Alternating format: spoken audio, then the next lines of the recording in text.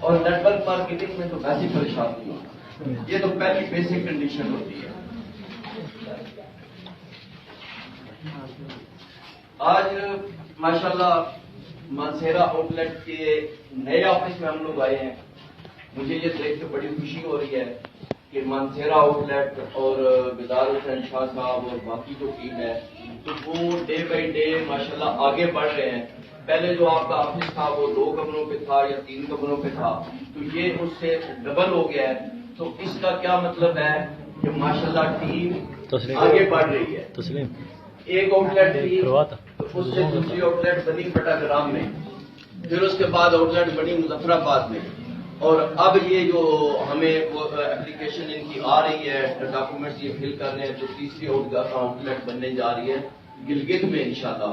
تو بہت جلد گلگت میں بھی آؤٹ لیٹ بن جائے گی. تو اس کا مطلب کیا ہوا کہ آپ لوگ ماشاءاللہ بہت درست ٹریک کے اوپر جا رہے ہیں, صحیح راستے کے اوپر جا رہے ہیں.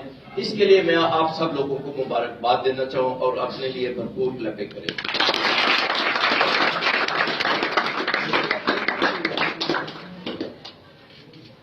یہ اسی طرح سے چھوٹی چھوٹی چیزیں ہوتی ہیں جو مل کے آپ کو آگے لے کے جاتی ہیں.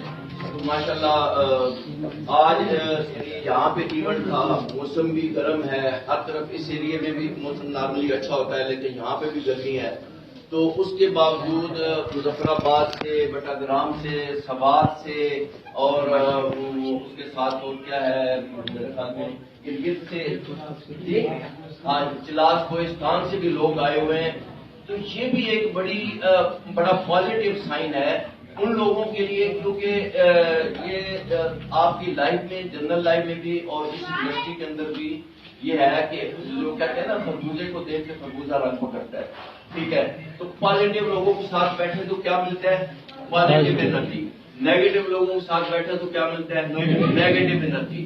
تو الحمدللہ یہ ان لوگوں کی پازیٹیوٹی ہے جو ان حالات میں اور وہاں سے آتے ہیں اور یہاں پہ آ کے گیدرنگ کرتی ہیں. اس کا مطلب کیا ہے کہ ماشاءاللہ یہاں پہ پازیٹیو لوگوں کی گیدرنگ ہے. اور اگر کوئی ان میں سے کوئی پھول مرجھایا ہوا بھی تھا, کسی کو صحیح سے دھوپ پانی نہیں مل رہا تھا, تو وہ بھی جب ان لوگوں کے ساتھ ملے گا اور پازیٹیو انرجی لے گا, پازیٹیو وائب دے گا, تو وہ بھی انشاءاللہ کھل اٹھے گا. ٹھیک ہے, تو آج کی یہ گیدرنگ انشاءاللہ یہاں پہ جو دوست تھوڑا سا وہ کوئی ڈھیلے پڑے ہوئے تھے یا تھوڑا سا کچھ دل جو ہے نا وہ کمزور ہوا تھا, تو میں امید کرتا ہوں کہ وہ لوگ بھی انشاءاللہ بھرپور طریقے سے واپس اپنی قدموں پہ کھڑے ہو جائیں گے اور بھرپور طریقے سے محنت اور کام شروع کر دیں گے انشاءاللہ. باقی اس سسٹم کے حوالے سے اگر بات کی جائے, اس انڈسٹری کے حوالے سے بات کی جائے, کہ جیسے ابھی نصیر بھائی نے کہا کہ جی جب آپ سمجھیں کہ میں ناکام ہو گیا ہوں تو اس کے بعد بھی نیٹ ورک مارکیٹنگ کریں. ٹھیک ہے, تو اسی کے ساتھ اگر میں یہ کہوں کہ جب آپ اپنی زندگی میں سیٹسفائی ہو جائیں, سیٹسفائی کب ہوتے ہیں, سیٹسفیکشن کے پیچھے بہت سارے سیکریفائس ہوتے ہیں. ٹھیک ہے, جو سیٹسفائیڈ ہوتا ہے نا, میں اکثر یہ بات کرتا ہوں, پتہ نہیں آپ لوگوں کو اچھی لگتی ہے نہیں لگتی, میرے الفاظ کیسے لگتے ہیں, کہ ہر دل کے اندر قبرستان ہوتا ہے جس کے اندر اس کے ارمان اور اس کی امنگیں جو ہے وہ مری ان کی قبر ان کو دفن کیا ہوتا ہے. تو سیٹسفیکشن تو اس وقت بھی ہو جاتی ہے. ٹھیک ہے, تو جب بندہ سیٹسفائی ہو جاتا ہے, بھلے وہ ایک اچھی ریزنیبل لائف گزار رہا ہو, ٹھیک ہے, تو اس کے بعد بھی اس کو نیٹ ورک مارکیٹنگ کرنی چاہیے. ٹھیک ہے, تو آپ کے سامنے جو شخص کھڑا ہے اس نے بھی یہی کیا کہ 2007-08 کی بات ہے کہ میں الحمدللہ ایک اچھی زندگی گزار رہا تھا. میں یہ نہیں کہتا میں بہت سکسیسفل تھا. ٹھیک ہے, میں ایک ریزنیبل لائف گزار رہا تھا, فیملی تھی, بچے تھے, گھر تھا, اور جو ہے نا, لیکن میرے اندر جو چیزیں تھیں وہ میں جانتا تھا کہ کتنی چیزوں کو میں نے مار کے چھڑا دیا. وہ میں نے کبھی کسی کے ساتھ شیئر بھی نہیں. ٹھیک ہے, اور اس وقت یہ تھا کہ ٹھیک ہے یار, اب عمر گزر گئی ہے, اب زندگی گزار لی ہے. ٹھیک ہے, وہ جو ارمان تھے نہیں ہو سکے تو اب کیا ہو سکتا ہے, اب چلو اب اسی پہ اتفاق کرتے ہیں. اور اب جو میرے بچے ہیں انشاءاللہ وہ آگے بڑھیں گے اور اب وہ کریں گے. میں نے اپنی لائف میں جو کرنا تھا وہ میں کر چکا ہوں.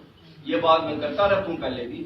تو آج چونکہ وہ ٹاپک تھا تو میں نے آپ لوگوں کو اس لیے کہا کہ آپ اس کو ناکامی کہیں یا اس کو کمپرومائز کہیں یا اس کو ارمانوں کو سلا کے مار کے سیٹسفیکشن کہیں، نام جو بھی دیں، یا اس کو کناز پسندی کہیں یا اس کو توفیع شاری کہیں، جو بھی کہیں، لیکن بات ساری گھوم پھر کے ایک ہی ہے کہ جب ہم نہیں کر پاتے تو پھر ہم کہتے ہیں چلو جی ٹھیک ہے.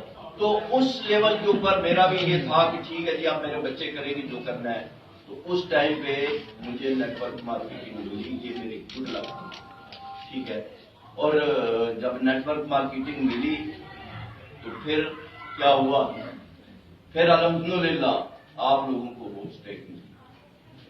تو یہ مطلب ہے وہ چیز ہے کہ میں اگر اس ٹائم کو دیکھوں اور میں آج ہوپ اسٹے کا پلیٹ فارم دیکھوں تو ان دونوں چیزوں کا آپس میں کوئی کمپیریزن نہیں ہے.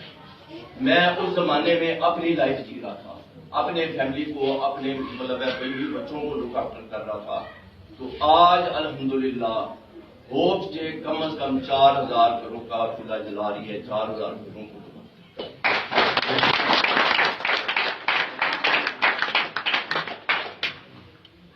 تو یہ کیسے ممکن ہوا کہ 2007-8 کا عبداللہ کیا کسی کی سپورٹ کر سکتا تھا؟ یہ کس وجہ سے ہو سکا، کس وجہ سے ممکن ہوا؟ Direct selling, network marketing industry کی بدولت. اب یہ اس سے آگے کی بات ہے کہ اس کو ہم نے کس طرح سے لیا اور کس طرح سے کیا. ٹھیک ہے، اس کے اوپر باتیں چلتی رہتی ہیں اور چلتی رہے گی بھی. لیکن انڈسٹری کی پاور ہے کہ اس زمانے میں جب میں کسی ایک بندے کی بھی ہیلپ کرنے کی ریگولر بیس کے اوپر کسی کو 5-10 دے دینا یا وقتی طور پہ کچھ کر دینا، وہ تو سارے